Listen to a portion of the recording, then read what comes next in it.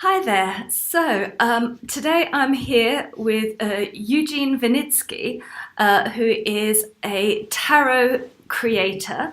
And even though he's perhaps not very well known in the English-speaking world, Eugene has already got, I think it's 5 different tarot decks out. Is that right? Yeah, oh, yeah, 5 decks, yeah.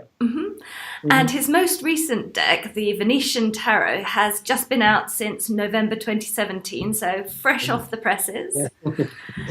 And that's been a very exciting project, I believe. Is that right? Yeah, it was really interesting, really something unusual for me. Yeah. In what way was it unusual? Because, first of all, it's Venetian, very famous place, very culturally inspired, and so many people was there also. And I can say everyone has his own Venetian ideas, you know, and Venetia as a city. Yeah. And I try to create something would be very interesting for all people who have their own ideas about that. Yeah. And you yourself are based in Switzerland, is that right? Yeah, Switzerland, Geneva. Okay, but I take it that you visited Venice. Yeah, sure. And so it's culturally important for you, or it's inspired you. It's not so far from here. Yeah. It takes about some hours, but I was there sometimes. Yeah. Lovely. Be inspired for. Yeah. And the Venetian Tarot is a kind of combination deck, I believe, that you drew some parts of the images by hand and then also sort of used photo manipulation to add in, especially the backgrounds. Is that correct? Places and landscapes and architecture of Venice. The small part, but it's really small part. In general, it wasn't really.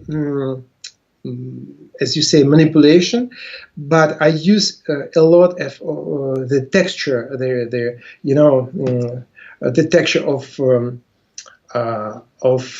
painting, of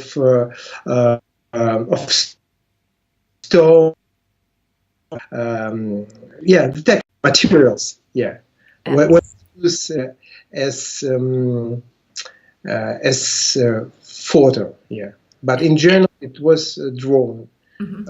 All personage was drawn, and all the characters were drawn. Characters, the mask also, even the most of landscapes also was drawn. Yeah. Oh, right, okay. I thought a lot of those were, And I mean, the finished product it really does have very much of a painting feel to it. It doesn't look photographic, and the colors and the texture and everything, it almost has an old masters kind of feel to these amazing exotic landscapes and these people with the Venetian masks. It has a very romantic feel to it. Was that intentional? Yeah, sure. I try to keep this manner, this style of, I can say, too close to painting of Guardia of Canaletto, the Venetian famous painter. I try to live there. I try to be in that time. It was very important, and I hope I got this spirit of it. Yeah. Well, I think that you achieved it very well. I'll also be posting an unboxing this week as well, because I opened that last week and it's ready to edit up. And I think, the production values of the deck are absolutely wonderful. The cardstock is beautiful, the gilt edges are lovely, the box is a nice sturdy box. So you obviously put a lot of work into it and in finding good people to work with to get that. Yeah, it took so much time because every time you have to study which color you use, for example, gilded side. Also, it's not just the gold what you choose this way. Yeah, you have to see them. There is so much colors and try to find the best one. Just to count how it will be works in different lights also. Yeah. And the same things with varnish, because so many choice in the varnish, to be very brilliant or not so matte, and one thing just can be kill your colors. It's so very simple to do that. Yeah, definitely a lot of work to get all of that. So there's first of all the work of actually creating the cards and the images, and then the extra work of the getting the actual final deck in your hand. And yet it's all come together beautifully now. Yeah. I think it's a really nice result. Yeah, I might, if it's okay with you, I might cut in a couple of the images that you sent me of the before and after pictures so people can see the changes that you made, if that's all right with you. Yeah.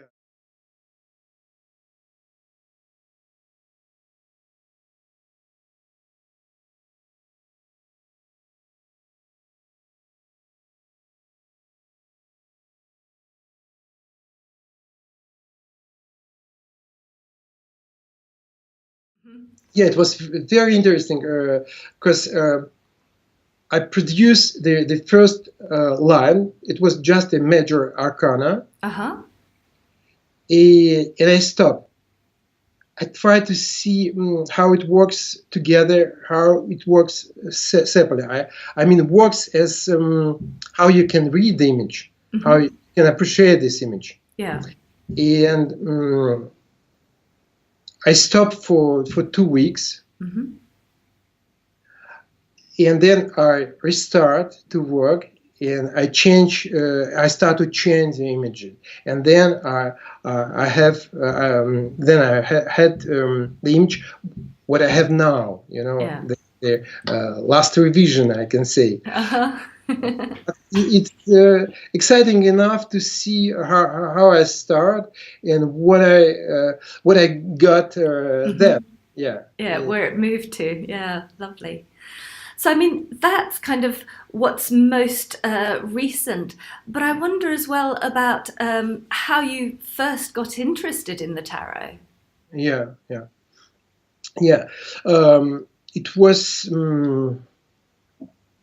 a little bit strange way because I worked as illustrator and artist. And many times I fall down on the strange images. It was a card, but it wasn't exactly a playing card for me. Yeah. And finally, it was Tarot de Marseille. Yeah. What I love so much, it was really, really nice. I tried to do my research. I read about that. I understand it was tarot cards. And I tried to find somebody who can teach me, who can explain me, who can really push me in this area. And I fall down on one very good tarot reader from Russia, who is chief of Russian Tarot School. Right. Yeah. And we start communicate. We start our discussion, and he proposed me to illustrate some of his online tarot courses. Right. Yeah. And it was just a way where when I was involved in the world of tarot. And when was this?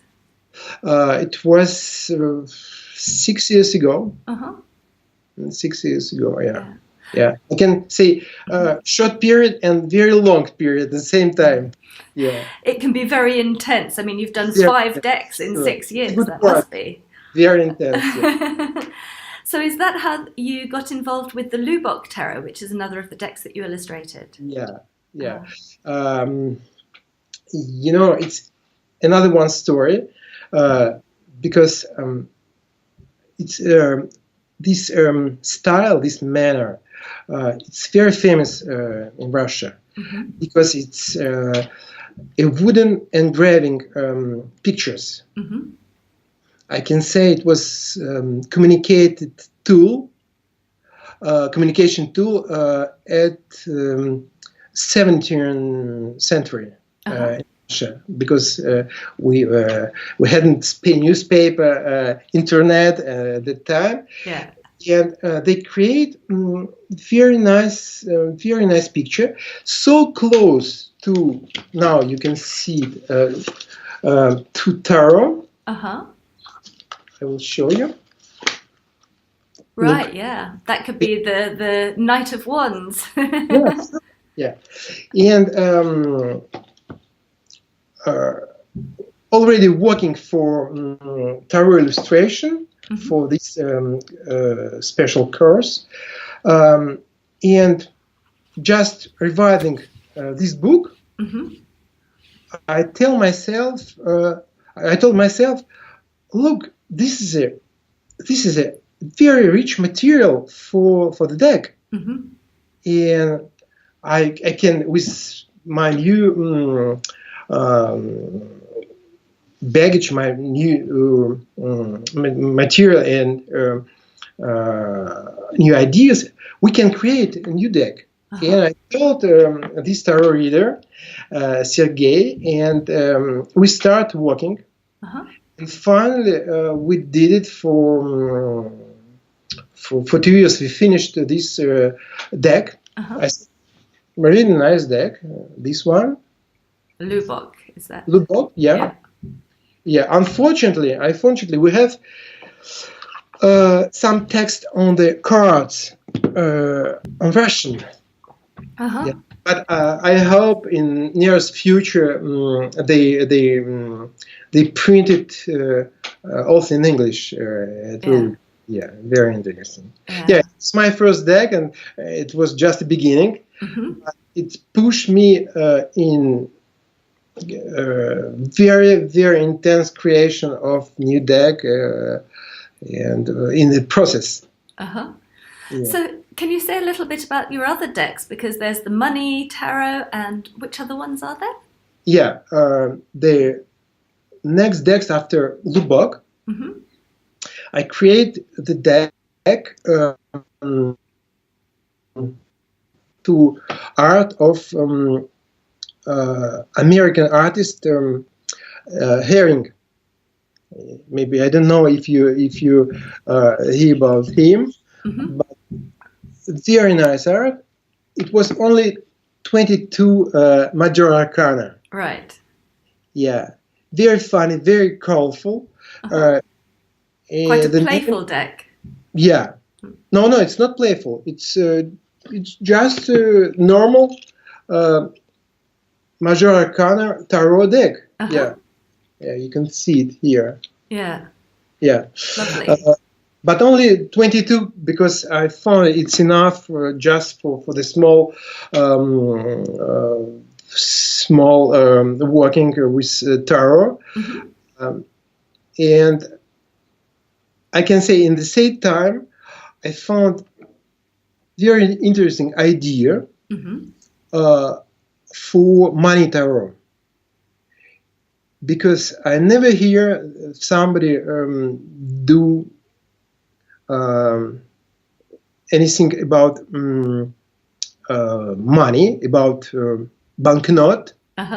Yeah, and when I start looking on the money image, I see a lot of symbolism in it. Yeah, and it's well known that many artists who create money, paper money, they were members of different sect or secret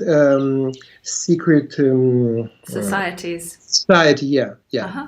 And they put a lot of symbols in their creation. Yes. On money. Yeah, and I started to see it was really rich material for creating a full deck. Yeah. 7, 8 card, and I think it's not very well known, this deck. Yeah. But so it start. I have many orders from 2 months also. Uh-huh. It's start also with the same time with Venetian Tarot. Yeah. But the people discover this deck. Yeah. Just kind of word of mouth, organic growth is often the best way. Yeah. Yeah, yeah. So that's 4 of your decks. There's the Lubov Tarot, the World of Colors Tarot, the Money Tarot, and of course the last one, the Venetian. So what's the 4th one? Yeah. It was a deck, last one. It was Magic Tarot of New Aeon. All right. Yeah. We. I think you hear about Frédéric Lionel. Mm-hmm. He created at the beginning of 20th century. He was also Swiss. He created 22 major arcana. Uh-huh. Very symbolic card. Very, very nice.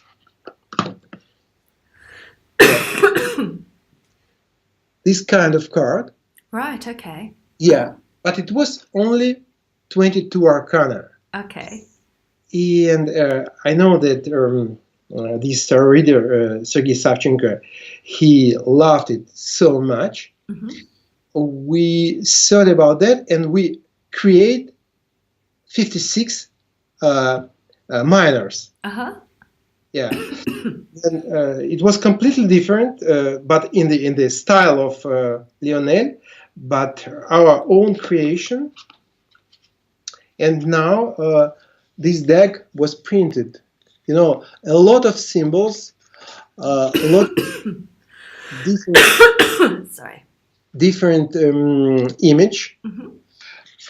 but energetically, it's very, very strong deck. Yeah. You know, even you keep it in your hand, you feel this charge of card. Yeah, this was the last one. What we do. Uh-huh. Yeah. Wonderful. I hope maybe one day you will receive this deck and you can see how it works. Mm-hmm. Yeah. Yeah. So, in this amazing, very intense creative process over these last 6 years, what would you say has been your best experience?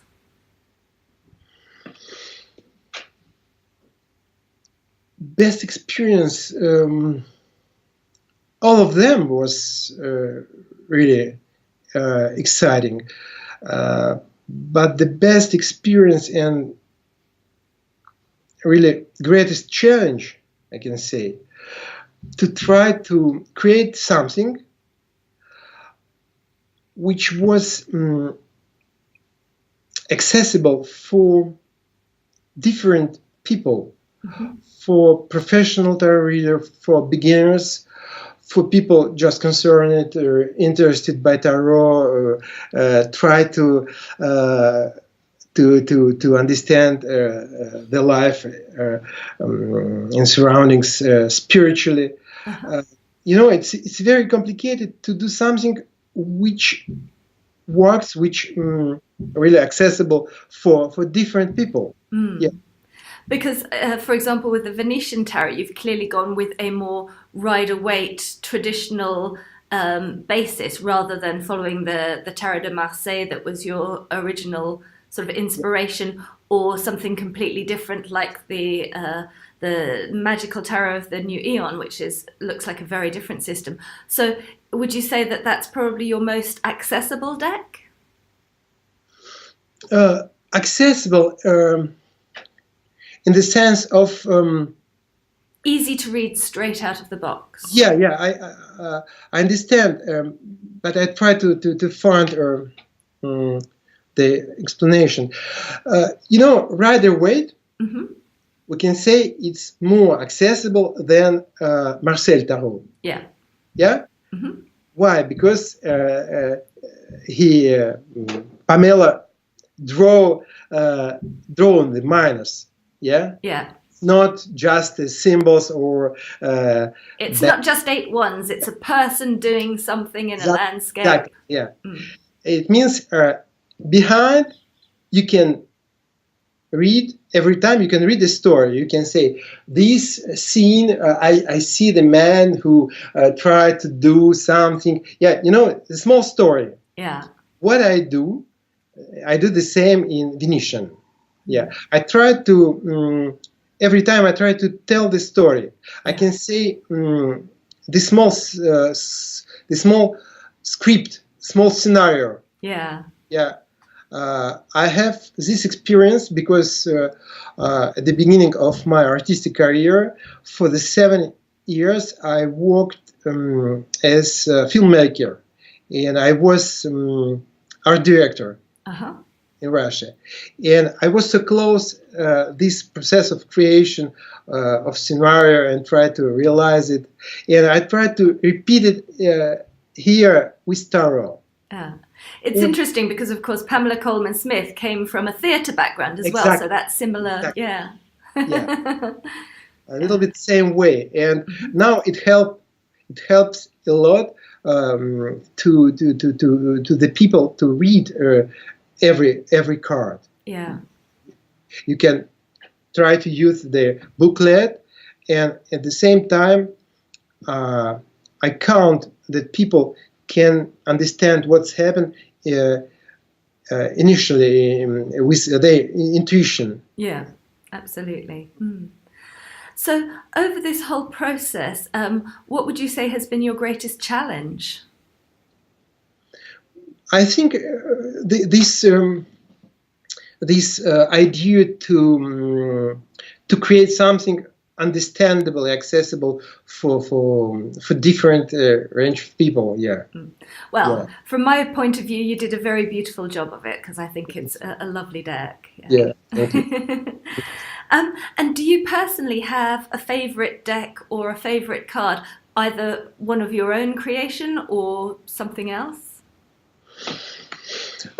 From historical, I like very much historical card.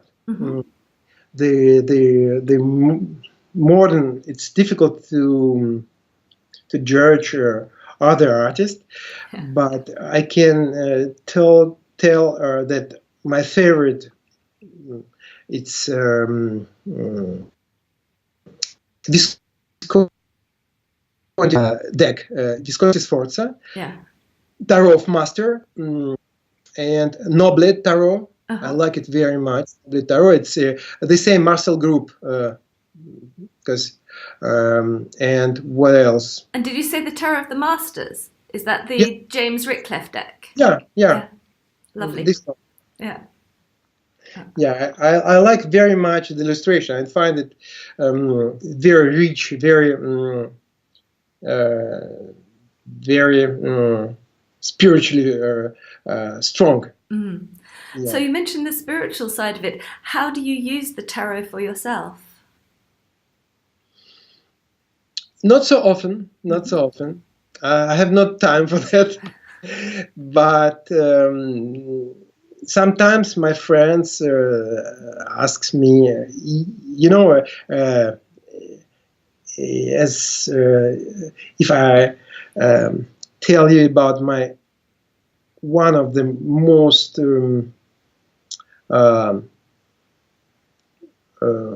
strong emotion when I finished my first deck, Lubov.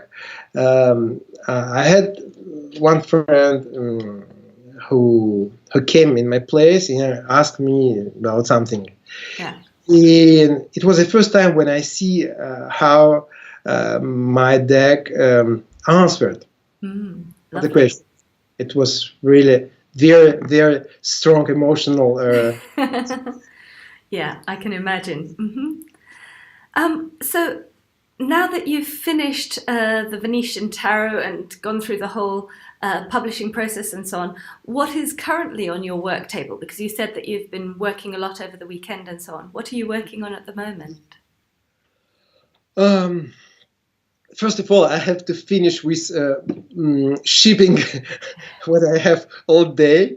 Shipping finish, and but seriously, I have two very big projects. First one I don't want to speak because it's just in my mind. I try to work it, and it's so early to tell about. Yes. And second one, it's maybe bigger than Venetian, really complicated project. But I can speak already. It will be Tarot Latin America. Yeah, because I would like to speaking about this great culture. Great, really interesting, really exciting, and it's completely other world for us European. It's something what we don't know, what we didn't open in side of culture, of story, history. And I'm working on it. It's very big material, really. And will it be this kind of textured painting, or what kind of artistic style is it? I try to looking for one point in their arts. It's not easy. Because here in Europe, you can classify what you want, the period, the artist, the styles. There, it's a little bit more complicated, maybe for us. But I try to catch some famous artist direction, because all of us, we know David Siqueiros, Diego Ribeiro, also Frida Kahlo. So many of them. But maybe it's not biggest part. The biggest part is Mesoamerican culture. Avant Columbian, before Pre-Columbian. Pre-Columbian, Exciting. Yeah, for me, it's more important part of this tarot. And many symbols in it, many ways to interpret it to for tarot readers there. It sounds like tarot has really taken over your life and your work now. Yeah, sure. I don't know how much time it takes, but I will try to move it really strongly. Sounds wonderful.